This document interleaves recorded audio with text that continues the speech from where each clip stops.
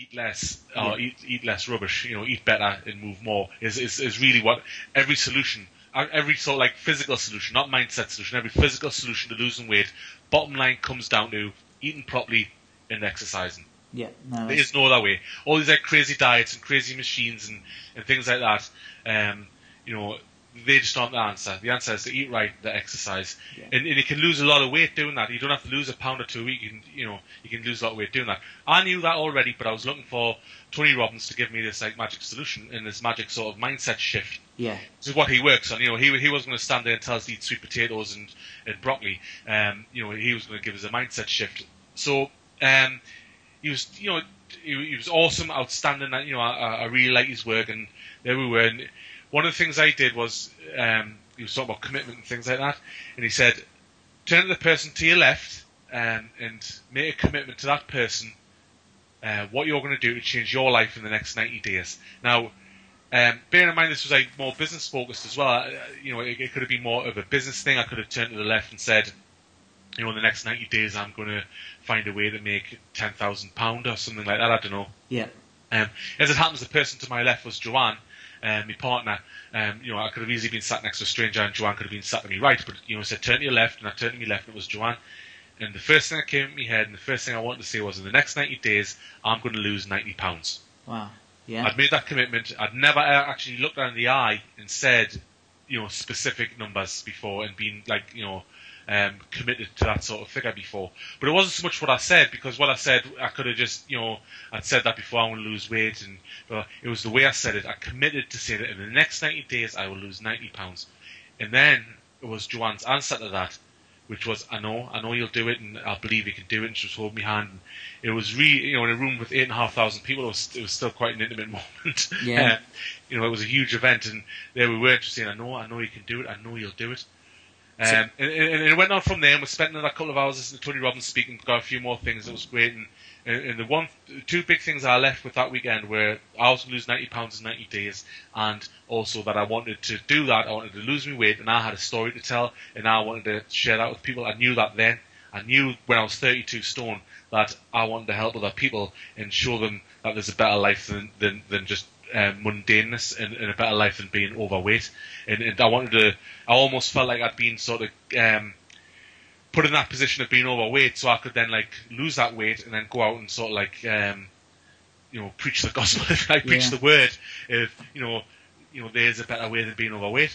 So anyway, I got home and I started looking on the internet for this magic solution, like people do. Like I was saying before, overweight people always look for something different that they haven't done. I've done Weight Watchers, I've done whatever else, Weight Watchers and Slimming World, and all the crazy diets and all the liquid diets that you can think of. I've done all them. I'd done other stuff, and I had great success in the past. My most successful weight losses have been down to, surprisingly enough, eating properly and exercising. Yeah. I'd done really well. You'll probably be aware of Bill Phillips' Body for Life. Yep. I did that when I lost a lot of weight in 2001. I followed Body for Life, and that's a great, it might be a little bit out of date now, but it was a great thing at the time. So rather than going on and go back and do Body for Life again, I thought, well, I'm going to look for a different solution. So there I was on the internet, and I stumbled across the application form for the Biggest Loser. It was literally by accident that I found this application form for Biggest Loser, and I shouted through to Joanne. I said, Joanne, they're looking for people for Biggest Loser. They're making another series. And she came running through and said, excellent. She was really enthused and really pumped up, and excellent, you're going to win. Yeah. And the funny, it wasn't like you're going to win, or it wasn't like you go, oh great, get the application form filled out, you might get an audition, go for it. It was, you're going to win. And I felt that as well. That for me, it was like a bit of a shift, a bit of a light bulb moment, a bit of the earth move, whatever you want to say. It's like, bang, yeah, I am. Because, and do you know what, it wasn't about at all, and I've said this 1,000 times before, and I'll say it again, for me, the prize money, as nice as it was, I gave half to Amy, and it wasn't life-changing for anybody. It was nice to have, but it wasn't about that. It wasn't about the sort of the plaudits or anything like that. It was because I knew to win, because I was a big fan of the show, I knew to win I was going to have to shift a massive amount of weight. For me, in the past, like winners who've lost like 35% was what Will lost the year before I won. And the year before that, Kevin, who won, lost 40%. They both lost about, I think, 8 stone-ish. But I knew to lose that sort of figure, I was going to have to be losing, like, getting over 13 stone. Yeah. So I thought, well, that'd be awesome if I can do that in that short period of time. So I want to win because, in order that I've won, it means I've lost all that weight sort of thing. So, that was me thinking, and the rest is history. I went and seen Amy, and I said, well, I've got something that's going to change your life. And she since said a couple of times that she thought I was going to give her a house. I was like, what? Like, where would you get that from? Where would you think that I've got the resources to be able to give you a house? But anyway, I went and seen her and said, I've got this life-changing thing for you, and told her about it. And I lied to get her, sort of, lied to her a little bit, because she was concerned she was going to get to see a little boy and stuff like that. And I was saying, oh, you will. They're bound to let him visit now and again. You'll be able to get phone calls home and make sure everything's all right. And I was 95% sure that wouldn't happen. But I just wanted to, because we had to go in pairs, and I really wanted for her to do it because I knew this was her solution as well. Mm. I knew how her life was limited and how a little boy's life was limited, not because she told us, but because I knew, because I'd been there myself. Mm. I'd been in the position where she was, where you didn't want to go out the house, you didn't want to go and do things, you were angry. I was angry with the world, and the bottom line was, the reason why I was angry was because I was reflecting how I felt they looked at me, sort of thing. It was a big sort of like mind mashup, and I knew she was feeling the same thing, and I wanted her to do this experience, and I thought it would be really, really good for her. But if I'd said to her, you'll go 8 weeks without seeing them apart from once, and it'll be really tough and really, really hard work, I don't think her mindset at that time was in a position to say yes. So I sort of cajoled her into doing it slightly, and we did the application form. And to this day, she'll tell you that she didn't really take it seriously until we were on the train to London when we were going to join the house. Up until then, it was like a bit of a light bulb moment for her on the train where she went, "Oh, wow! Actually, I'm actually doing it. We are actually going," sort of thing. So, I just wanted to give her that experience and take her. And, I could have probably put something on Facebook and found somebody to go into Biggest Loser with, but I knew I wanted to do it with her. Yeah. And as it worked out, things worked out really well in the end. I won and she came second, which is, again, what we decided was going to happen. Yeah, good. So sorry, I went on. No. It's great. It's a great story, mate. It's good to hear that. You can hear your enthusiasm and the passion as you're still talking. So, and that will, people who are listening to this now will convey with them, and they will understand where you're coming from. So it's great. But just to recap, so obviously, eat less crap, eat more, exercise more. Would you say by putting yourself out there? Being on TV, but it doesn't have to be TV, but to people listening, and having that support of somebody close by telling the people that you love, or a trainer, or whoever, by having that is extra motivation by putting yourself, I am going to lose, as you did, 90 pounds, in 90 days. Would you say that was one of the big things for you? Yeah, that's what you're saying. Huge. Make a commitment. Put yourself out there, stick your before photos on Facebook, which sounds like an absolute nightmare to some people, but believe you me, it's quite sort of liberating. Yeah. I went on TV, it was September when we did the initial weigh-in when we first started, and I had to stand in the middle of Sunderland City Centre in a pair of shorts and nothing else. Wow. And pledge to my family and friends while there was people looking what's going on sort of thing, that I was never going to be this heavy again. It was there, and I knew that come January, that was going to be on the TV no matter what I did. Yeah. So I could have done one or two things. I could have won. I could have went and kicked my arse around the gym, ate right, lost the weight, and looked massively different by the time the programme started in January. And then again, looked massively different when the final came in March. Or I could have done nothing and messed about and stayed the same and looked like an idiot. Yeah. And that just wasn't an option. So what I would say is, for anybody, you can put yourself out there, commit. And when I say commit, really commit. Don't just be like, oh well, I think I really should lose a bit of weight, and I might go to the gym next week, and maybe I'll lose a couple of pounds by the end of the month. And no, commit, give some numbers, be committed, be focused, and know that nothing else matters, because it doesn't. Nothing else matters. People say, oh well, I've got to do ironing, I've got to I've got kids to look after, and yeah, you have, but you're no good to your kids being overweight, and it depends on how overweight people are. If they've got a stone or two to lose, maybe it's not the urgency or the pain isn't quite there yet.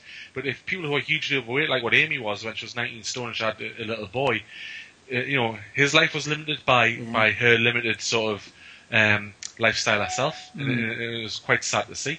But what I would say is, that's the thing with people, to really commit, and to clearly state what you're going to do as well. Yeah.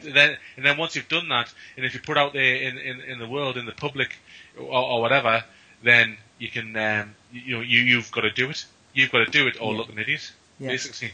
We talk about weight loss quite a lot, and obviously we know that fat loss is important, but obviously there's other health issues as well for people listening. I haven't discussed this with you, but had you been told about anything about your heart or your sort of function of your body? Had that deteriorated before you went on the show, or did you have any sign? Yeah. I think for me, possibly if I'd had a heart issue, or if I'd getting type 2 diabetes, or all these things that people say you get if you're obese, so I'd getting that, maybe that might have been the trigger for us to do something, and maybe I was waiting for that, but I sort of dodged a bullet. And when I got The Biggest Loser, I hadn't had any of these problems. I remember quite a while before Biggest Loser, I'd went to the doctors and he said, we'll get your bloods checked. And they did all the cholesterol stuff and all the various different things. And when I went back to find out what the results were and have a chat with him about something else, he said, looking at your bloods, he said, I can't believe that they're yours. He said, I'm sure they are yours, and there hasn't been a mix-up. He said, but a man of your size, your bloods are actually quite good. Your cholesterol isn't as bad as I would have thought it would have been. Your diabetes levels and whatever that is, insulin or whatever it is, that's fine, blah, blah. But I had, pains in my knees, and a couple of big things that I had was sleep apnea, which is where you stop breathing in your sleep and you wake up, but you don't know you've done it. So I'd wake up after even 8 or 9 hours sleep feeling like I hadn't had any sleep because I hadn't. And I was actually being tested for that when I was actually accepted The Biggest Loser. So it was only very recently that I went and got signed off for that I didn't have it. It was a funny thing, because I went to see the specialist before I went to Biggest Loser, and he said, we need to do some more tests. That one was inconclusive. And then, because I did an overnight test with this machine, and then he said it was a little bit inconclusive, I'd like to do another test. So in the meantime, I was accepted The Biggest Loser. And so I rang them, I said, I'll come back here, I'm going away for a little while. I couldn't tell them where I was going. I'm going away for a little while, I'll be back. And when I got back, I thought, well, really, that's on my medical record that I've been tested for sleep apnea, and it's not something I want on there. Yeah. I want to be given the all clear. So I went back and I got the test again, and that was just in January when I was still losing weight. And it was actually only a few weeks ago when I actually finally got me appointment to see the specialist, and he said, well, I'm looking here and there's nothing going on. He said, why were you here? I explained, obviously he didn't look at these notes properly, I explained that, well, last time I was talking to you I was 32 stone. Yeah. Now I'm not, and I wasn't in January, and I lost a lot of weight, and he was blown away, and he was really laughing, saying, oh, excellent. And there was a nurse in the room, and she went, he's The Biggest Loser? and he went, what? What do you mean? And she said, the TV show with Davina McCall. And he said, who's Davina McCall? I was like, who is this man? Where is he? Who doesn't know who Davina McCall is? I can understand if he didn't know what Biggest Loser was, but who doesn't know who Davina is? But anyway, he was like, great, excellent. There's no sign whatsoever of sleep apnea or any problems at all. And I knew that myself, because I've been sleeping really well and I've been feeling a lot better. But I just wanted to get signed off from, so that was great. The other problem I also had, which unfortunately I still have now, is gout, which is an inflammation which it's got something to do with your blood, and it builds up a thing in your toes, believe it or not, and it's absolutely deliberating. It's horrendous. I've actually read on the internet, and women are going to go mental when I say this, but it was a woman who said it, that the pain she had from a gout was worse than childbirth. Oh. So and I've had it since I've lost weight, but not as bad. I had it when I first came back from Biggest Loser. When I first came home, a couple of things conspired to bring it on, and I had it worse than I've ever had in my ankles and everything. That's horrendous, and that was because I was overweight. Where that actually started was when I did Lighter Life, because your body goes into ketosis when you're not eating food, and because it was doing that, consequently, it created some, I'm not a doctor, but basically my doctor says because you've done this liquid-only diet, it's brought on these things which will give you gout, and it'll be a long time. You know, obviously I was overweight. It was like the combination of the two things. It'll be a long time before you can lose it. So now I've funny enough just had a blood test recently, and I might have to have tablets for a couple of years until it's gone. But you know, that again, I wouldn't have got that if I wasn't overweight and wasn't eating such a crappy diet. Yeah. So is it so?